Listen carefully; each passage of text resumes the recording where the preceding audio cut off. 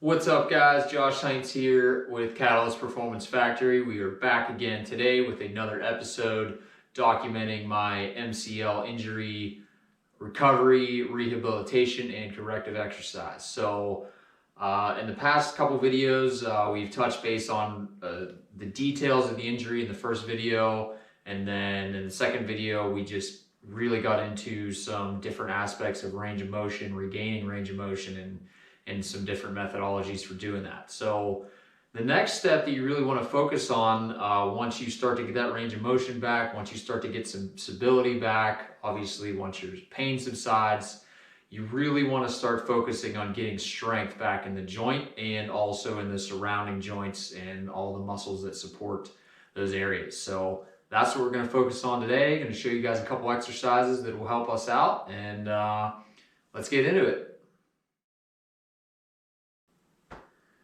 So when we receive any client post-injury and post-therapy for corrective exercise, a lot of times what we'll do is either static, dynamic, or a combination of the both motion analysis to see if we can identify any faulty movement patterns, any compensations, or any muscle imbalances that we need to correct. So a lot of times with an MCL injury, what you'll notice is in the injured leg, you will have knee valgus. So what knee valgus means is that rather than, if I'm doing a standard squat, so rather than my knee tracking in my hip line and in the midline of my foot, when you're bending down, that knee will actually, as you come down, you'll see a lot of times it'll cave in or track towards the center of your body.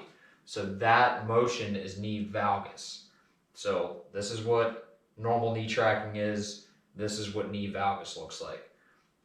So what that's caused by is essentially weak hip, knee, and ankle muscles in the planes of motion that cause your knees to track in that straight line, and also tight muscles that cause your knees to cave in. So the combination of those two creates knee valgus. So what we want to do is strengthen the muscles that are weak, and we also want to lengthen the muscles that are tight, causing that knee valgus as well. So this particular exercise strengthens your glute medius, which a lot of times are underactive or weak when you have an injury like this, and also just in general if you're noticing knee valgus. So to set this exercise up, we are going to take a TheraBand and we're going to run that just above our knees. For right now, so progression to this, you want to take it to make this more difficult as you progress through your program. You can run this down either below your knee or all the way down to your ankle as a progression to make the resistance a little bit higher. But right now, starting out, we'll be up on our thighs, above our knees. You're going to get down in a little bit of a squat position. You're going to keep your core tight, keep your head straight, everything in line, and just take small steps. Really focusing to push pressure into that band to keep your knee out of knee valgus, and then also to work those glute medius. So lateral steps in one direction, get your 6, 8, 10 reps in that direction, and then go ahead and work back in the other direction.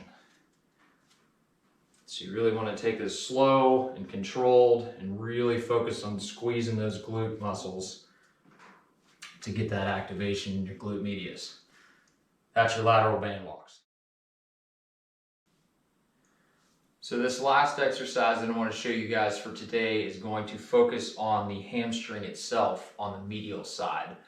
For me, this is actually directly associated with the injury that I had to my hamstring, and this is a good isolated exercise to really focus on getting some strength back in that muscle. So this is essentially a medial hamstring curl, and we're going to do this laying on the ground, and we're going to do it banded for our resistance. So set this up, throw this band over our ankle here, get in our prone position. And what's critical here, to really focus on that medial side of the muscle, we want to rotate our leg 30 degrees internal rotation of your hip. And then just kind of get full extension, and then go ahead and give a nice squeeze on that hamstring. And then come back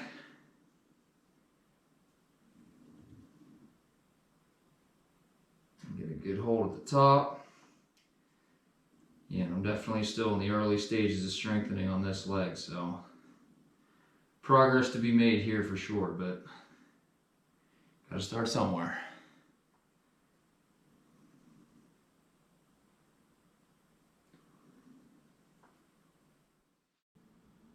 All right, guys, so that's everything I had for today. I hope that gives you kind of just a little glimpse on some of the exercises that I've been doing specifically to get this thing stronger, and just kind of give you a little bit more information on some of the background of why we're doing the exercises we're doing and what the goals are with those exercises. So this was a lot more focused on kind of isolated strengthening of individual muscles.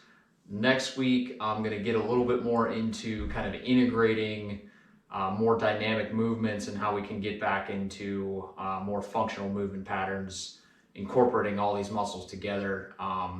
And I also want to touch base on blood flow restriction exercise, which I think is a pretty cool and unique aspect to any therapy program and even a strengthening program as well. So stay tuned for next week. I hope you guys are enjoying these.